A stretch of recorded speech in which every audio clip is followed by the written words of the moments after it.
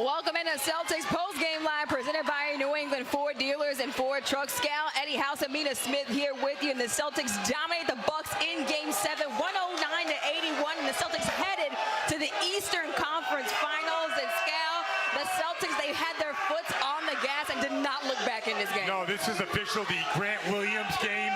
And I love how the Celtics, this series started out, and everybody was upset that they didn't go to the paint.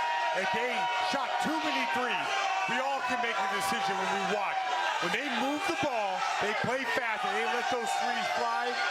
The Celtics are pretty tough to beat. Yeah, you was asking me why I had on my all black. It's because we were going to the Milwaukee Bucks funeral. I understood the task, okay? And so did the Celtics. They came out and played phenomenal basketball from start to finish.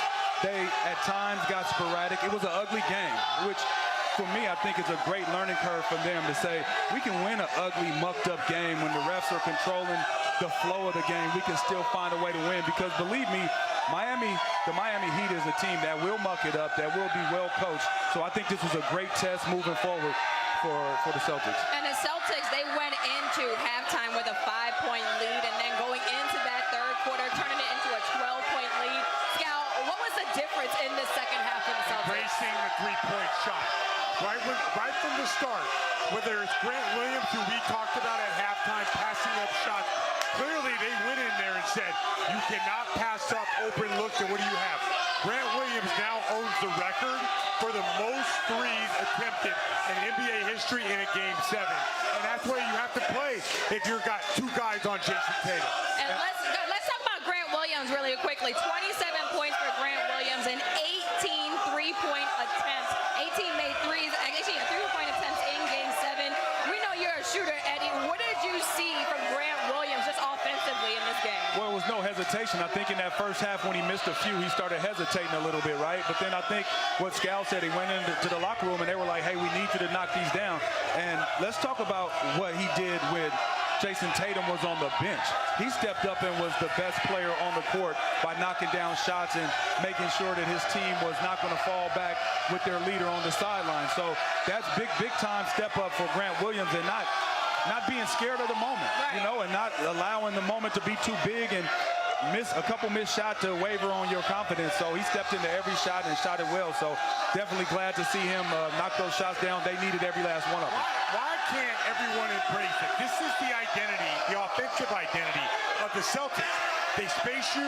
They got all kinds of guys that can drive and kick. And then they are so good defensively. So when you're that good defensively, there's not a lot of pressure on those shots. Yeah. They're like, let them fly. Jason Tatum, Jaylen Brown, and Al Horford, those guys need space to work.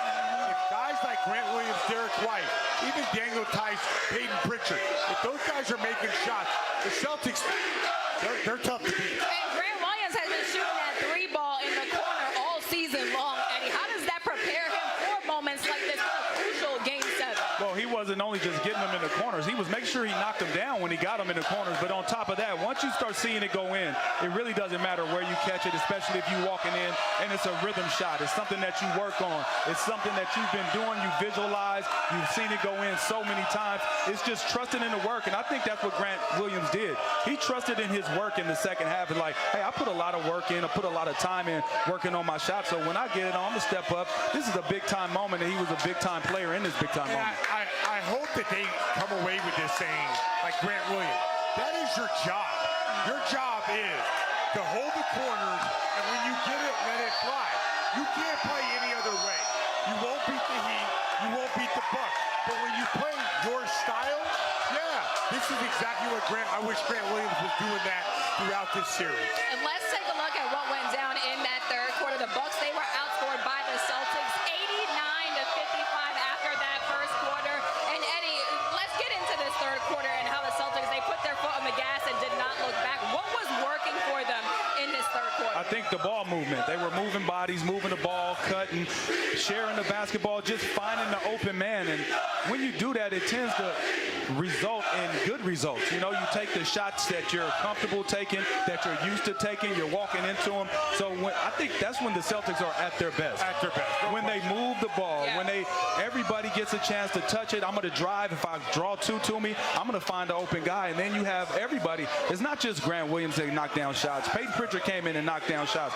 Derek White didn't make many shots tonight, but he can knock down shots. They have guys that are capable of taking and knocking down those shots.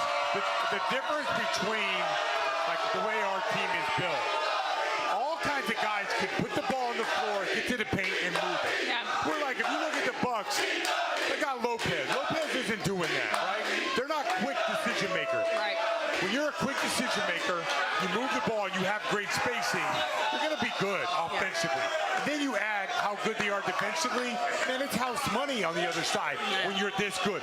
But Milwaukee Bucks, 81 points. You're playing with house money on the offensive end. And Scal, you talked about a key in this series being the pace that the Celtics play with, moving the ball out there quickly. How did they push the pace in this game? Definitely. I think it started mostly in the second quarter, but really in that third quarter. Yeah. By spacing the floor. And pace to me is not how fast you run up the floor and shoot the ball. Pace to me is how fast you move the ball and move body. That could be in the half court. That could be pushing the ball in transition. But the bottom line is, I don't like it when we walk it up, play slow, and like try to play like slugfest basketball. I'll tell you what, the most impressive thing in that second half, besides Grant Williams shooting the way we could shoot, we took care of the basketball. Sure. We maximized our possessions. We only turned the ball over we had 9 turnovers in the first half. We end the game with 12. Taking care of the basketball, maximizing your opportunities, maximizing your possession, making sure and understanding that you have a team full of guys that are capable to knock down shots, that are capable to beat their man off the dribble, to draw to, and they're willing passers. And when your superstars are willing passer, that is contagious. And one more thing. Go ahead. Y'all brought it today. Y'all brought it today. The Boston fans were no joke. You guys were no joke. Bringing it from the start. That's what's up.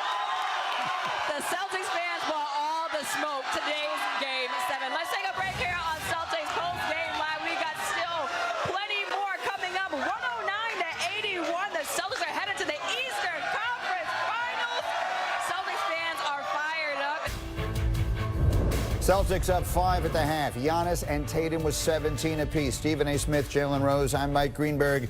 It's about the exact half we sort of expected it to be, even on both sides. Foul trouble for Tatum. What's your number one takeaway? Well, I got to tell you something. Brook Lopez has shown up in this game. He's got 11 points. He's got 3 blocked shots. He's playing big boy basketball, and the Boston Celtics seem ill-equipped to deal with him. Drew Holiday has not shown up offensively to help out Giannis Antetokounmpo, but Brook Lopez has. On the other side, you do need Jaylen Brown to be a bit more effective. Only hit 4 of his 10 shots. Jason Tatum, you got 17 points, but damn, 5 turnovers do matter. And then in the case of Derek White coming off the bench, you know what? Do me a favor. Don't shoot again. Just don't. He's 0 for 7, 0 for 4 from three-point range. There comes moments. It just ain't your day offensively. Pass the ball, set up others to play. Oh, he ain't going to have to worry about it because he probably won't play again. And the thing about it is you're open for a reason. And he has to understand you got to continue to move the ball. But it's a few things. Number one, Giannis was terrific to start the game. 24 of their first points were scored or assisted. But the best players in particular in this game have to play through the officiating. Yeah. It's been 20 foul calls, 19 free throw attempts. That's a bad foul late in the half by Giannis. It wasn't a three-point attempt, in my opinion, by Smart, but either way, Giannis can't put himself in that position. Same with Jason Tatum. There it is. That's The reason why they called that a charge is because the ref looks at it like you're going 1-on-3. Right. And you are against the defense, and it's a bad offensive possession, and plus Grayson Allen was there. It matters, Jalen, but let's be real. In a sense, it does not. The Milwaukee Bucks are shooting 3 of 19 from three-point range. If I'm the Boston Celtics, contested a little bit, but dare them to shoot because they don't seem to have it. Giannis got something. Brook Lopez has something. Drew Holiday and everybody else is struggling. Meanwhile, the Boston Celtics are shooting 40% from three-point range. Let them shoot a little bit more on the perimeter. Control the interior as best you can. You picked Milwaukee before the game. Do you, based on what we've seen in this first half, do you still feel that way? I still feel good about it. Grant Williams making shots. Jaylen Brown's in double figures. Tatum has 3 fouls. But look on the other side. Bobby Portis was also in foul trouble. I think actually whoever plays the better at the point, their team is going to win between Holiday and Marcus Smart. Well, good. I'm glad he feels good about his because I feel good about my pick. I feel good about the Celtics because I think Jaylen Brown is going to go on a tear in the second half. He'll need to do that, and Jason Tatum ain't off, so I like that. Giannis has scored or assisted on 33 of the Bucks' 43 points to this point. He has most certainly shown up. He's got 2 fouls, including that one right at the end of the half. Jason Tatum has 3. That could be a huge factor. We're back in just a moment on ABC.